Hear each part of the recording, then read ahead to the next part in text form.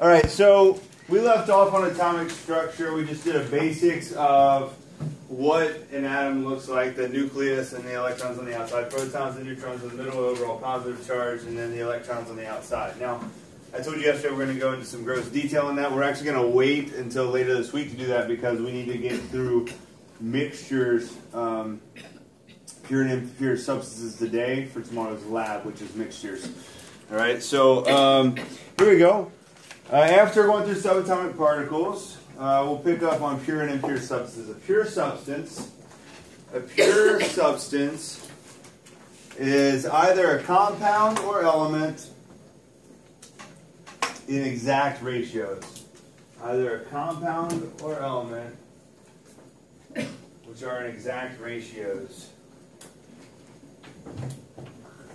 And then an impure substance is a mixture not in exact ratios. Pure substance is either a compound or element in exact ratios.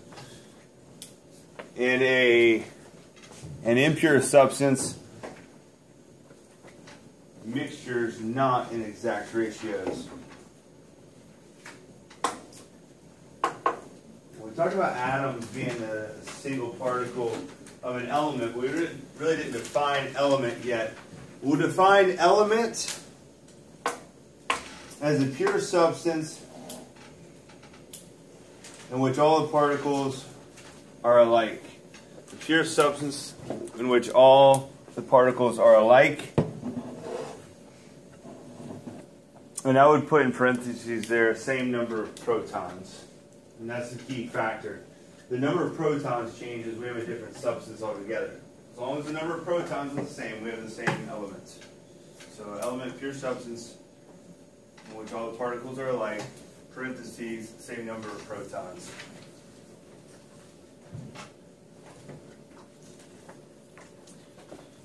Now we're going to spend time on the uses and significance of each of these 40 elements. You're going to do a sign-up sheet later today at the end of class on which one you're going to present on. Basically what we'll do is I'll have a very simple PowerPoint put together. This is it right here. A very simple PowerPoint put together, and we'll just slide through these and you'll come up and just talk for a minute about your element. All right, pretty simple. And so you'll give like the brief history, who discovered it, where it's found, where we get it from, and its uses. You know, literally like a 1-minute informal presentation on that element. So we'll do some quick research and then we'll present those. There are a few I want to go into ahead of time, just so we make sure we understand the importance of this. What element do you think is most abundant in the human body? Crowley? Water. Water is not an element. What is water? Oh, yeah. Water is a compound, which we'll get to in a minute. Now, go ahead. Nope. Nope. All right, let me... All the things I know about science I learned on Breaking Bad. All right, so Kroman's answer. Kroman's answer right there, right? That's a compound, not an element. However, it's made of two elements, right? Now, we didn't define compound, but most of you know that is made up of what two elements? Hydrogen and oxygen. So, this is what this actually looks like.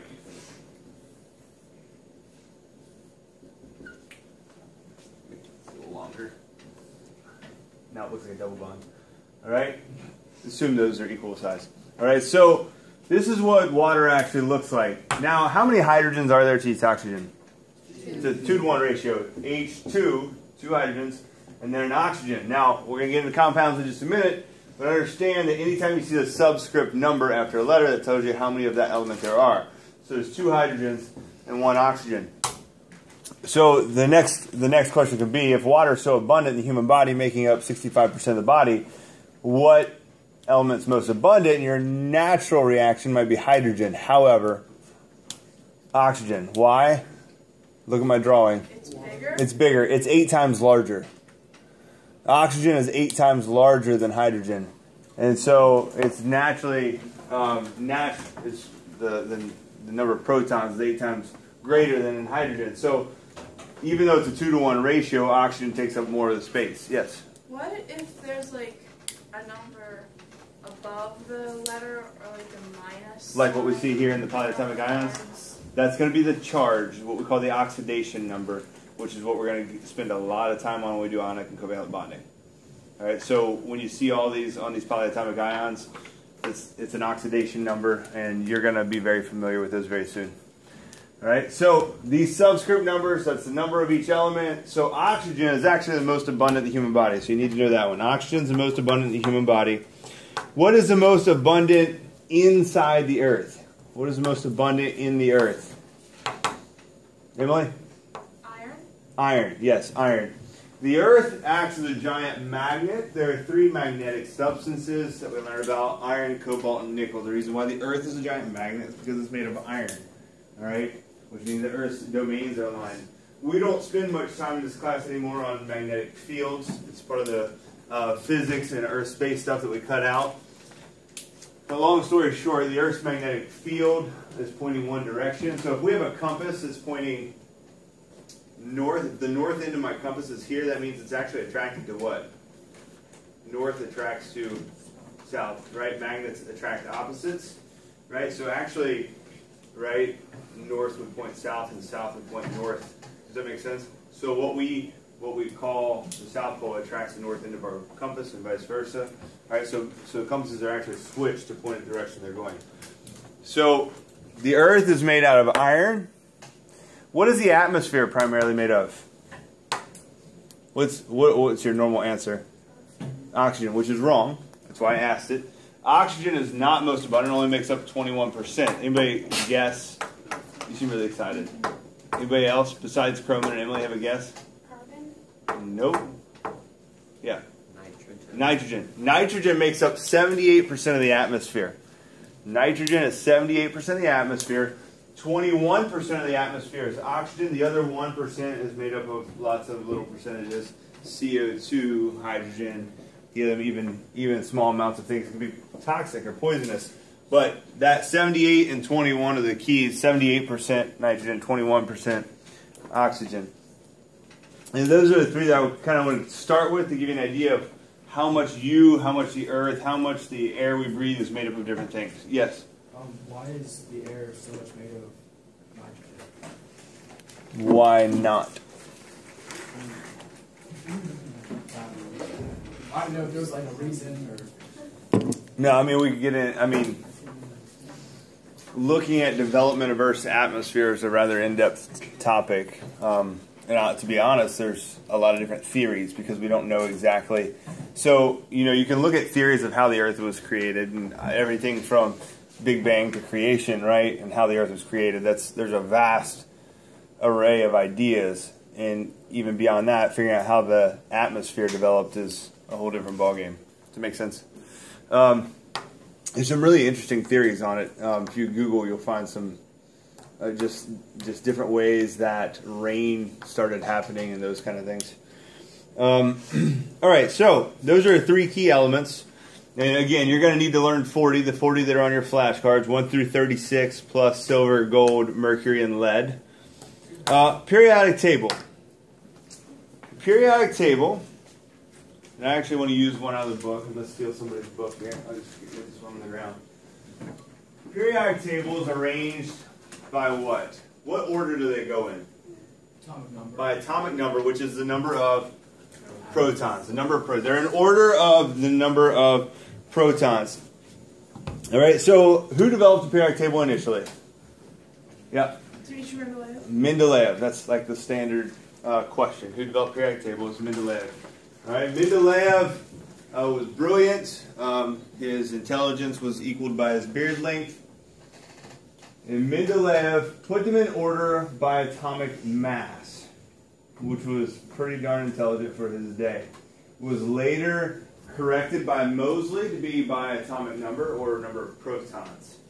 All right, but that was done so early that it was impressive how well he could build it, and basically doing it with around 40 elements and being able to figure out that there was a pattern.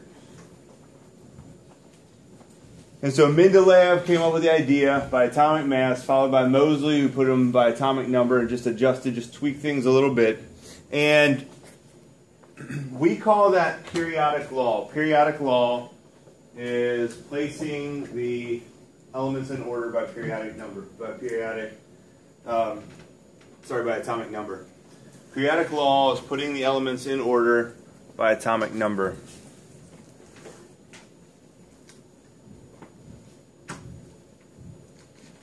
On the left side we have what? What are all the things on the left called? You just colored them. Metals. All things on the left side are metals. What do metals have in common? Metals are what? What? Solid. Solid. Almost all solid. You're going to need to know these. Metals, almost all solid.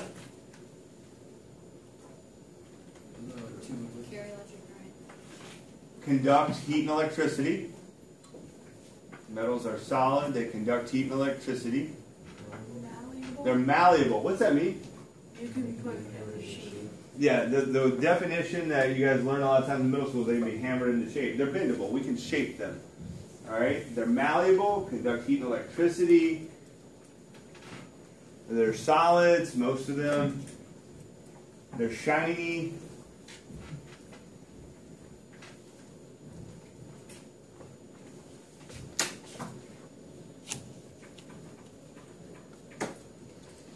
And the stuff on the right side, all the way over, are what? Non-metals. Non-metals are poor conductors of heat and electricity, right? The opposites. Poor conductors of heat and electricity. Not malleable. Brittle, right? So the word we use brittle, they break. Instead of being bendable, they're breakable. When they are solids, they're breakable. At room temperatures, they're mostly gases. Some of them are liquids. They're mostly gases.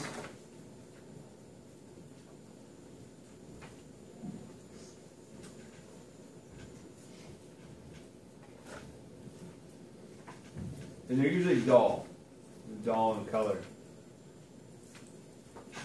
rather than shiny where we saw the metals.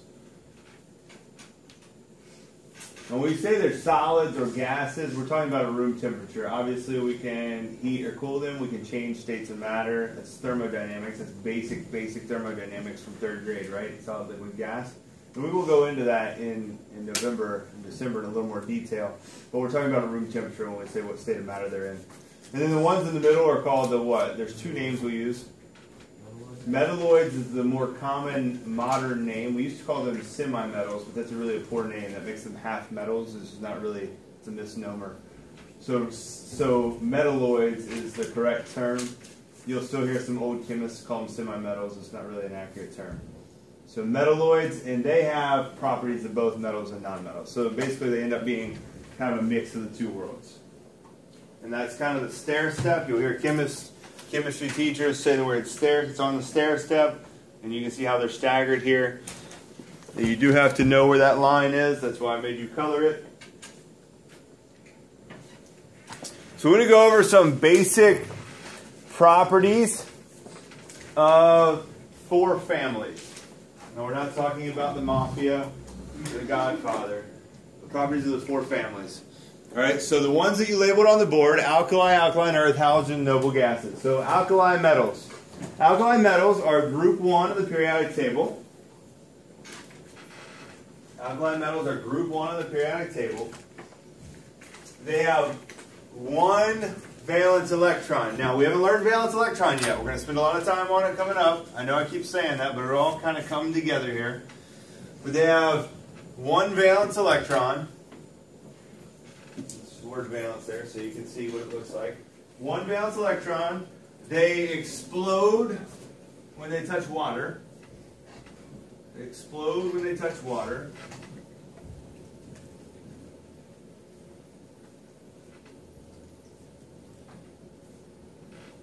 They form salts with the halogens.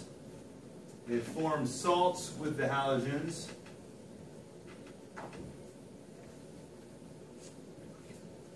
And they're the most reactive metals.